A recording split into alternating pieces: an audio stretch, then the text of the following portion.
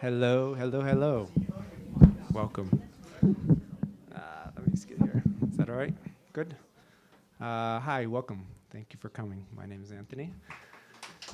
And yes, it's great to see you all. I'm really appreciative that you came out. I just want to start off, please forgive me if I act a little strange. I know not what I'm doing. Feels like lightning running through my veins every time I look at you, and you, and you, and you, and you, and all of you. What am I doing? I do not know at this moment, but it's a little late now because the baby has been born. And to go back to that birth canal, we'd have to go back 22 years. So as the great Sophia Petrillo often said, picture it, Amsterdam. December 2000, the dawn of a new millennium. It was cold outside that winter as the snow twinkled down to the cobblestones of the red light district. But it was warm outside.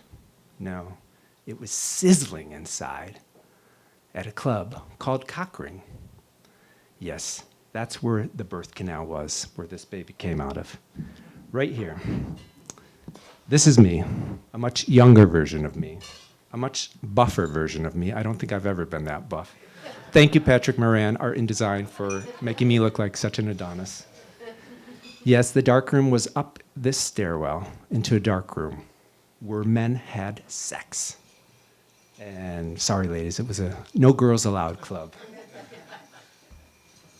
And for this baby not to have been born, I would not have had to have sex with this boy. Who is this boy? I don't know.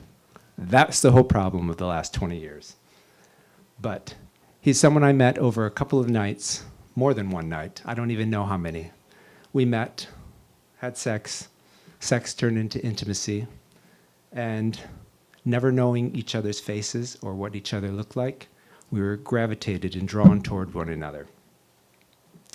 And we never spoke. I was too shy at that point to be doing what I was doing. I wasn't out yet. And on the last night, we talked a little bit. He asked questions. And he brought up the L word. Leaf day. Everybody say leaf day. If you're going to learn Dutch, why not have love be your first word? Well, I didn't know what to do to that. I was too insecure and not out. And so when he left the dark room, like he did here, and I pushed open this door, and I saw his face for the first time after all of these nights, I froze. I didn't know what to do. So I kissed him, and I ran out the door like Cinderella. And that was the start of the Sprookje. Everybody, Sprookje.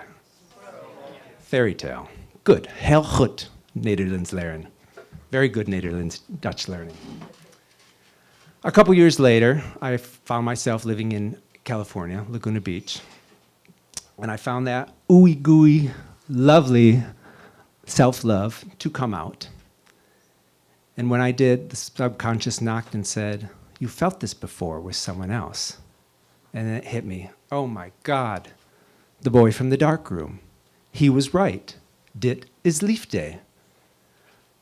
I didn't know his name. I never asked his name. What can I do? Nothing I can do. Love and let go. How would I find him? It's impossible. Steven Spielberg talks about dreams being not something that comes from here that you think of and do, something that comes from behind, almost like a whisper, that if you listen get real quiet and listen to your intuition and listen to the whispers, and block out everybody else's fears or opinions or limiting beliefs, and you follow that voice inside, then that's your purpose. And for him, that was his purpose, to do films. He listened to the whispers, and his belief was that when you do that, then everybody can benefit from it, as we all have from his films, I'm sure. And Elizabeth Gilbert, the writer, gave a great TED talk on genius, how genius is not something that is inside one person. She describes how genius is, back in the ancient Romans and Greeks, Genius was thought to be this magical little entity of divine spark, of inspiration that would come to the artist, that would actually, it was believed, lived in the walls of the artist, and then he would come out, work with the artist, go to work, collaborate on the art project, and that was the belief. It helped keep the artist's ego in check, because if it was a huge success, then everybody knew, he must have had a great genius. The Romans actually called it the genius, this little entity. The Greeks called it daemon. More modern term, maybe a muse. So also worked inversely where, if it was a big flop, then they've said, well, he must not have had a very good genius or daemon. So my whispers, my muse for the last 20 years, my divine spark entity has come in the vision of him. Why? I have no idea. Dreams, whispers. A few months after I came out in 2003, after I had realized this connection with this guy, I was on a trolley, and as I was driving by, I saw this boy walk down the street. Something kicked inside that felt familiar. And as the trolley passed, I thought, it can't be. Can it? The same boy from the darkroom on the other side of the world 3 years later in a town that I didn't know I was going to live in. How could it be? That would be too magical. First whisper. I didn't turn around, but I did get the idea to just go back to Amsterdam, just see if fate would bring us back together. So I left for 1 week. 1 week turned into 1 month. 1 month turned into travels around the world for 7. And when I didn't find him, I returned back to Laguna Beach and I began writing the story. I got my inspiration, my muse. So I began writing the story of a boy searching for a boy he knows nothing about, not even his name. And it flew out of me. I filled up almost a notebook until I got to the ending. I didn't find him. That was to be the ending, to learn his name. So I gave it up. A couple years later, I found myself living in Africa, modeling. I wasn't very good at it. I didn't have it. But what I did have was a lot of time on my hands in between castings and not getting jobs. And so I began to write. And the dreams and the visions of him, again, why him, I do not know, kept coming back. We would have time hanging out. And so I went with it. I kept listening to the whispers. I liked the idea of this story of a man searching for a man he knows nothing about. So I began writing the book in Amsterdam, or in Africa when I was there. On my return to California, I stopped in Amsterdam to visit friends on the way back. And again, one day in a park, a 3-dimensional potential sighting. Again, it can't be. Mind you, I saw his face for about 5 seconds. I recognized him more from his vibration, almost like a blind person says they know someone by their feel. So when you see this sighting, it's just too magical. I didn't turn around, but I did return to America, and I finally had my book. I wrote the story and moved to New York a couple of years later after that, and I gave up on the idea. And I met my ex, began a relationship. He was very encouraging of the writing, and it sparked something in me, and I decided to take the original book and split it into a series of 4. And the first book came out on 12/12/12, 10 years ago tonight. Amsterdam Angel came out. And the next one was to come out 12/12/14, met that goal date. The third one, 2 years later after that, 12/12/16, was to come out, but the day before, on 12/11/16, my father died. So I had already scratched the launch months before when I saw his health declining. And from that point on, well, things didn't really go very well for the next several years. A lot of loss and tragedy and stuff to work through. And so by 2020, the cherry on all of that stuff kind of hit when my best friend Mike died. Had it not been for Mike, who this night is in honor of, I never would have been led to the Muse. There never would have been this story. And after he died, it was a dark few months that ended with, drugs, overdose, near death. And as I pulled myself out of that wreckage, I started to pick up the book again, and I started to write. I thought I'd finish the third book. I decided to wrap it up in 3. Wasn't going to pursue the writing much longer, and I figured out a way to have the lost innocences of our younger self meet in the book and tie it up and give up. And as I did that, 3 weeks later, there was what I will call a miracle on 19th Street, where another sighting of the Muse. 20 years later, on my street, how could it be? Did I stop? No. I had come out of a near death. The shame, everything, was in no position to meet this dream that you had dreamed of meeting. But it gave me the idea to write Sprookje. And this baby was born. And for the last 2 years, this has been my life. I got inspired with, well, what would you say to this person who you met so briefly and spent all these years using as inspiration and coming to you in this 5th dimensional form and potential 3rd dimensional forms with these random sightings? What would you say to the Muse after all of this time about this search for this person from this other person that was basically a stranger from the night that you knew so briefly? And that's what Sprookje is. It began as a Boys in the Band phone call, for those of you that know that reference, to the Muse. But as I wrote it, it was based on a couple of quotes. First is C.S. Lewis that said, "One day you will be old enough to start reading fairy tales." My interpretation of that is we all have our own fairy tales. And the monsters, the goblins, the wicked witches are life's traumas, tragedies, mental illnesses, and I've certainly had my share of those.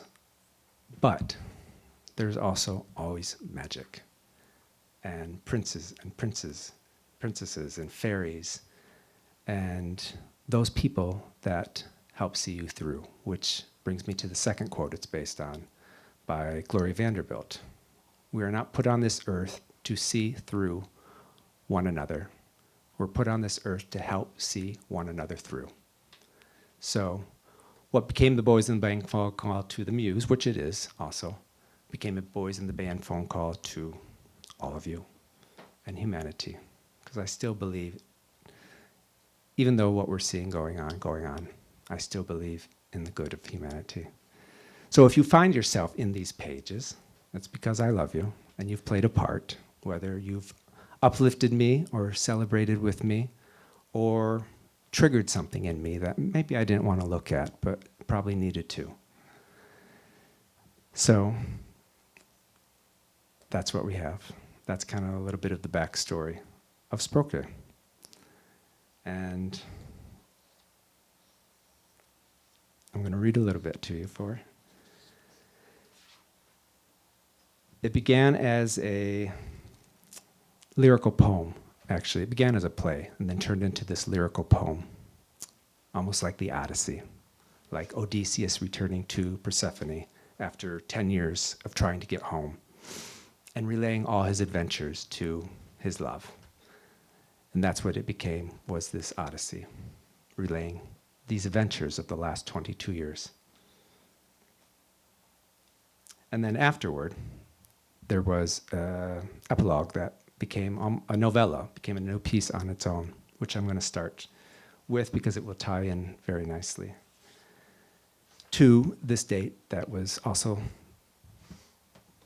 the 10-year anniversary of this one, which some of you were there for, and it's great to see you again. I appreciate the support.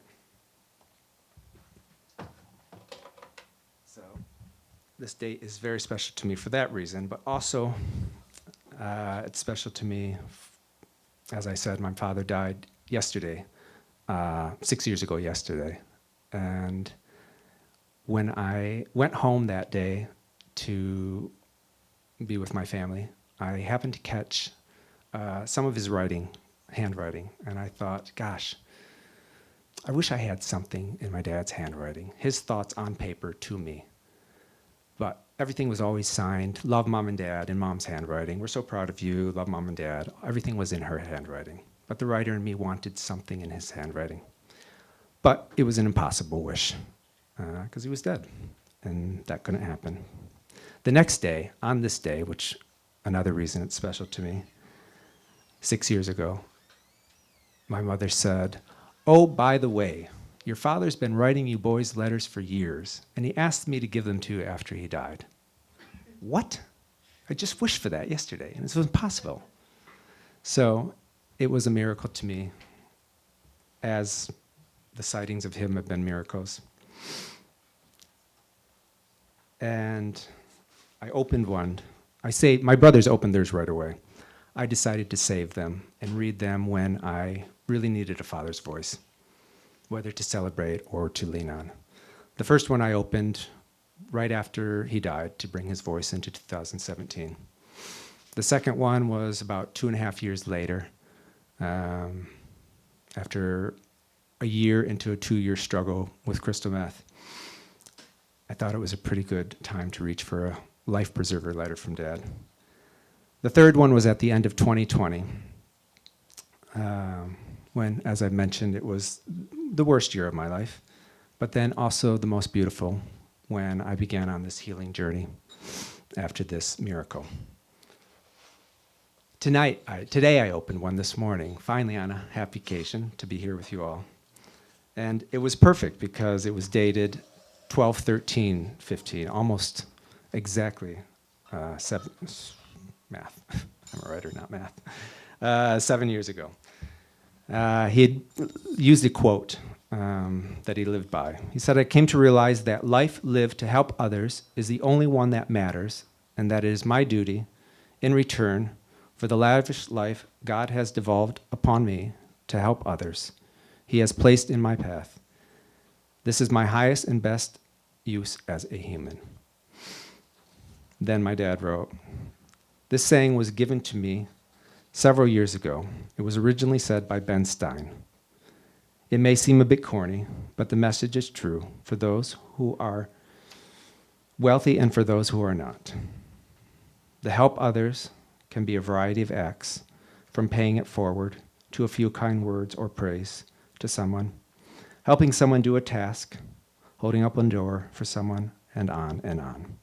I have tried to follow this saying daily, and when you do that something, no matter how small or insignificant, you really will feel good, Dad." So,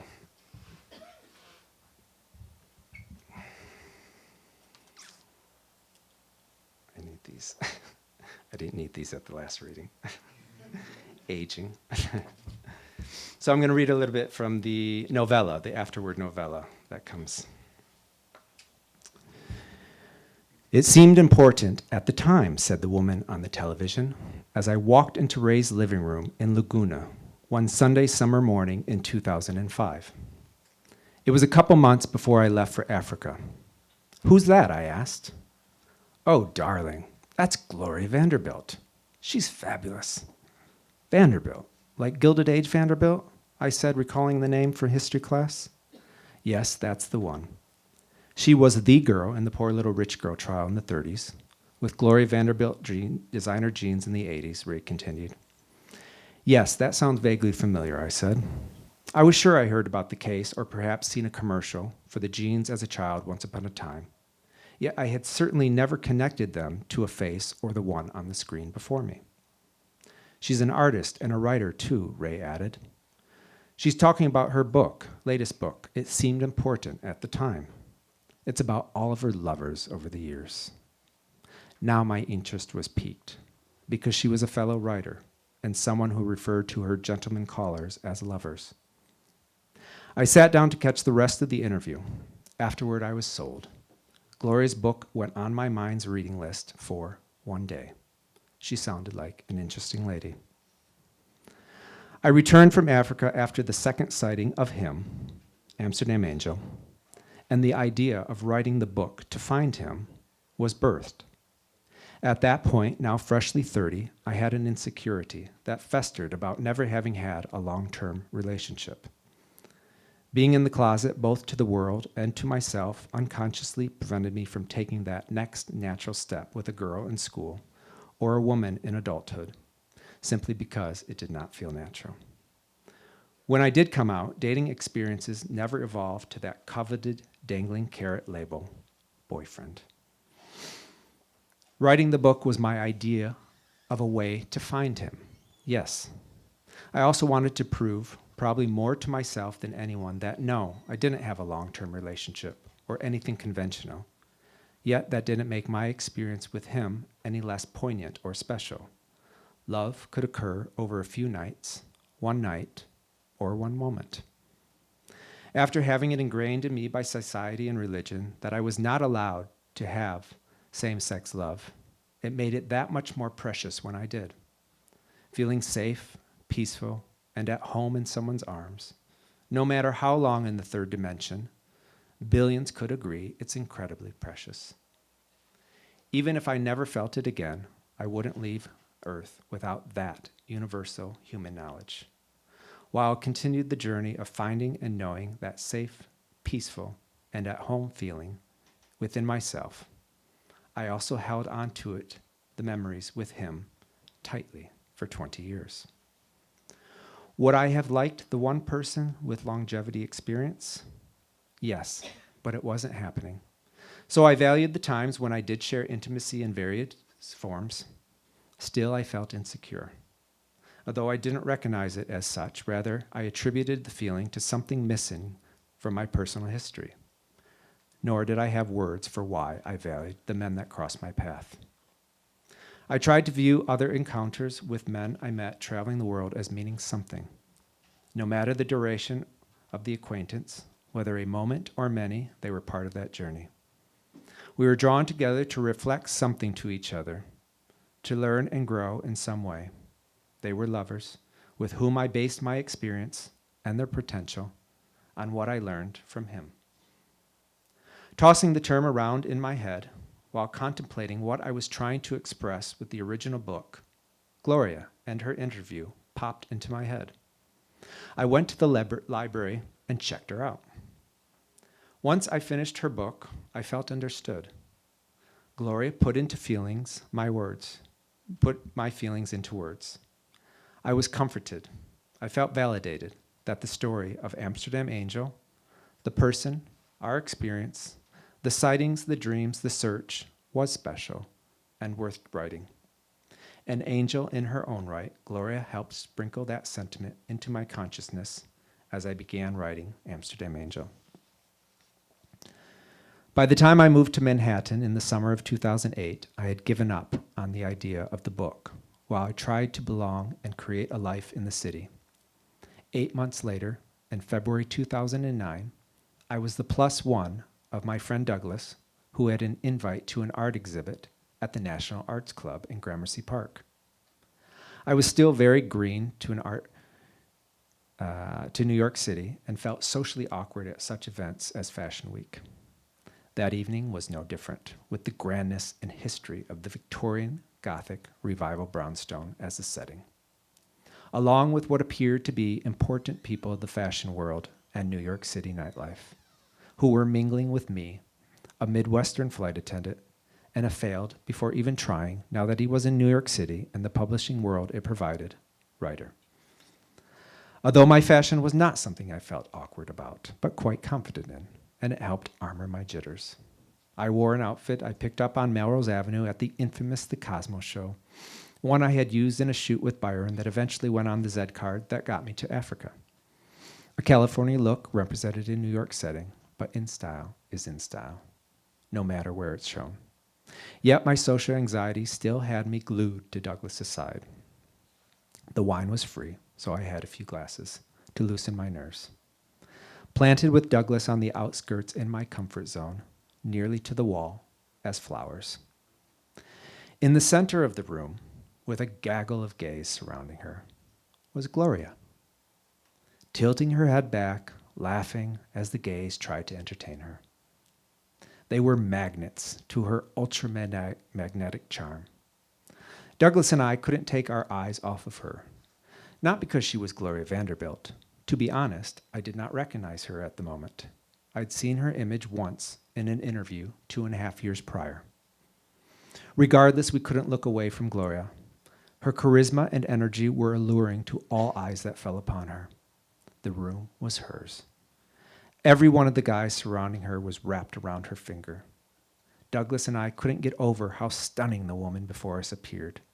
Elegant, exquisite, so very chic in black slacks, black shoes, with a bit of heel, black blouse, all covered by the most stunning black cape, a work of art in and of itself, beautifully embroidered in fine detail, simply topped off with a necklace and earrings that sparkled as her hair swayed with each thrown-back laugh of her finely featured face. Gloria was busy with everyone else, so the shy me attempted mingling in this new world after grabbing another glass of wine.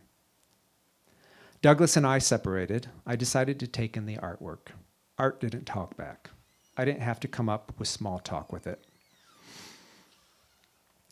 As I wandered the room, my eyes crossed paths with Patrick McDonald, the dandy of New York. He gave a nod as if to welcome me to have a chat. So I attempted to expand my comfort zone. I had met Patrick once or twice briefly, but by no means did I think he knew or remembered me. From the few interactions I had enjoyed with him, I discovered Patrick was one of the most gracious people I had met in the city's nightlife. I admired his talent for mingling. He possessed a gift for small talk with anyone and was so polite. His interest in whomever he spoke to felt genuine, even with me. Only moments after we began chatting, she swooped in, with her cape flowing behind her and a smile.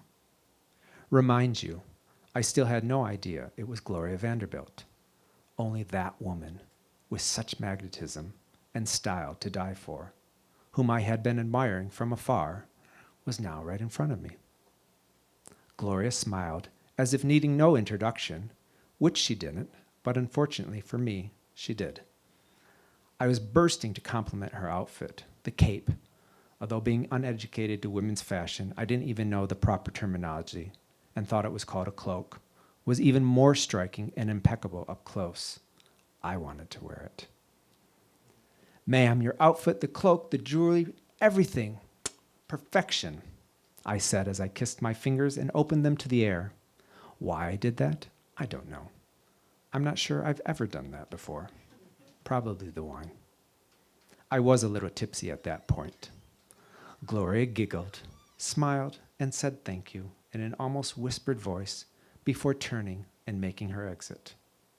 Of course I watched her depart. Of course a woman like Gloria probably knew people do. And that is when she turned and gave me a second look. She smiled, her eyes squinted as if to laser focus on the target, mine. When she gave me a nod, her eyes, I swear, sparkled with light that shot to mine, connecting our energy for a moment. Something burst inside of me, and I was taken aback. I didn't know what happened, but something happened. The following morning when I woke up, I sat upright in bed, hit with the effects of a hangover. Then that woman from the night before and our moment popped into my head.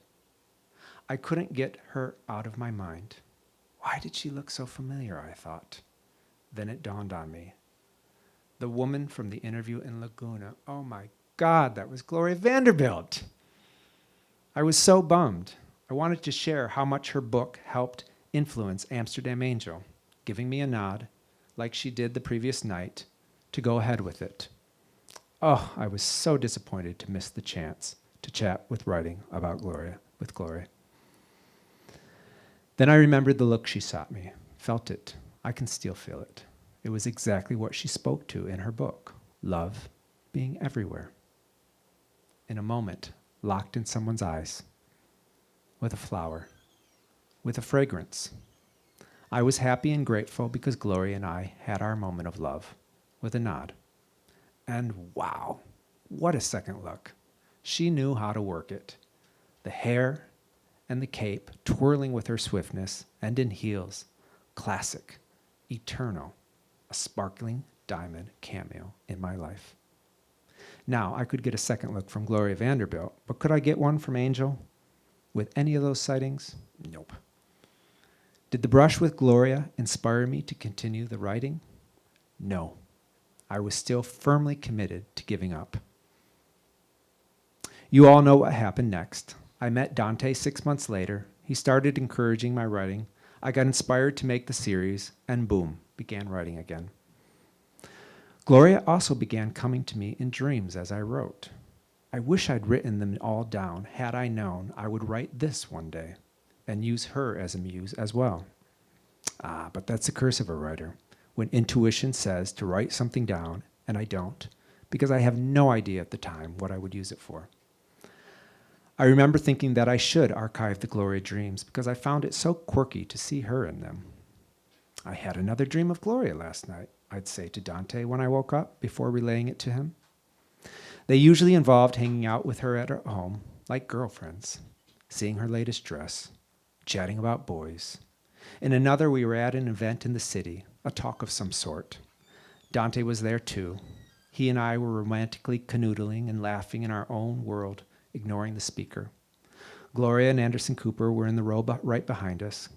Gloria was girly giggling with pleasure to see our gay moment of love, leaning to her son to point out how nice it was to see gay affection in public. She certainly wasn't disapproving of our manners for not paying attention to whatever the talk was about. How could she be? She wasn't paying attention either. On occasion, Dante and I would attend tapings of shows that were filmed in the city. We visited Whoopi and the ladies at The View, Meredith at Millionaire. And months before Amsterdam Angel was released, we got tickets to Anderson Cooper's talk show inside the Time Warner building. Days before the taping, the producers sent an email to audience members. They asked for volunteers to write in about a personal possession with a brief story of how it correlated to a loved one. The actress Mary Lou Henner was scheduled to be a guest on the show promoting her new book, Total Memory Makeover. Mary Lou has a rare ability to remember nearly every day of her life in detail since about age 10, in addition to many memories prior. Her book shares insight into how people can exercise their memory. The producers wanted to use a couple of audience members in the segment with their item as an example for Mary Lou to explain memory building techniques. I wrote in about the last Christmas present I received from my brother Joe 3 weeks before he died, a CD of piano music by George Winston. I was chosen. The next thing I knew, I was in the Allen Room, overlooking Central Park, standing next to Anderson, telling the story to Mary Lou before she explained how music can be one avenue of the senses to recall memories. Of course, as talk shows do, the audience received a copy of the book. I read it, and it was a really fascinating read. Buy it. In the months that followed leading up to 12/12/12, I finished writing Amsterdam Angel. I experimented with applying the techniques I learned from Mary Lou in different areas of the story, and it really did work. I started remembering more about Joe and childhood. Dots connected and memories resurfaced that I was able to use in the book. Tip of the iceberg introduction, but the experience of learning, applying, and seeing results were felt. The following spring, after my book came out, I saw on television that Mary Lou was back on Anderson's show as a co-host. I was excited about what I had learned from her book and how I was able to apply it. I got a ticket to another taping. I hoped I could express with my gratitude to Mary Lou for helping me remember more about Joe, and to give her and Anderson a copy. I contacted the producer I had corresponded with on the previous visit. She loved the synchronicity of it and responded with enthusiasm. She wanted to try and surprise Mary Lou and squeeze me in at the end. She said she couldn't promise anything, as television timing goes, but she said she'd get me backstage afterward when they did a meet and greet with some of the audience members, if not, which is how it played out. Of course, Mary Lou, in her incredible memory, remembered me. She gave me a big hug and was genuinely happy for me, a real angel on earth, bubbling over with high vibrations. Anderson was equally positive and empathetic after explaining the personal connection of being around the same age with the sudden death of a brother. They both received their copy, a special limited edition, stamped edition of Amsterdam Angel. That's where I'll end.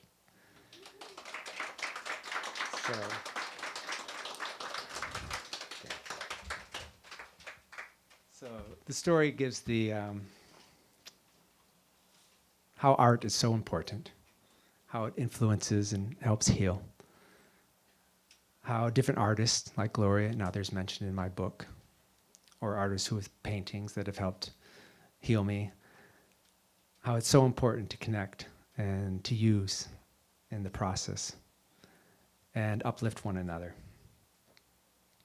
And it shows how frustrating and passionate the creative process can be, almost like the most passionate and torrid love affair, where you love them and then you hate them and then you can't live without them and then you just can't give it up. And that's been the last 22 years of this series, and I'm happy to present it to you because this has been a vision from God. How many years ago? Over 15 when I took the first book and said, I'm going to do a series. And I didn't think I'd finish it, but I'm here to say it's done. Could there be more? Yes, but for now, that's it. So, like I said, as I mentioned, this night is in honor of my friend Mike, who, if I never have his friendship, it never would have happened, and I wouldn't be standing here. So if we could just toast to Mike. I don't have anything, but to Mike, I love you. To Mike, I love you. And thank you all for coming out. I appreciate it. Thank you. And the books are in the back. It's a donation for the Ali Forney Center. The first one was a fundraiser for them as well because they were destroyed by Hurricane Sandy right afterwards. So it felt nice to come full circle and give them they did a lot of great work with LGBT homeless and in the city. And you know, some of us aren't so lucky to have such great support. And so I appreciate you supporting them and supporting me. And thanks for coming out. It's been very special, and you're all much appreciated. Thank you. So.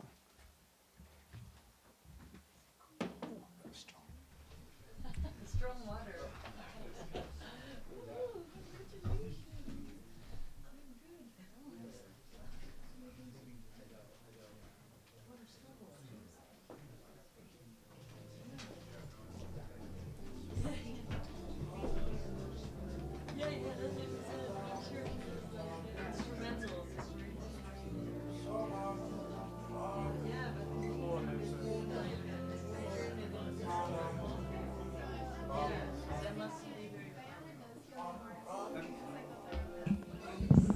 Sorry, if I could just say one more thing. So yeah, I talked that I thought it was a miracle on 19th Street, and the book is filled with what I will call magical proof. So I will leave it up to you to decide whether there was a miracle and whether you choose to believe in that or not, and whether it was this same boy. You can leave that up to yourself.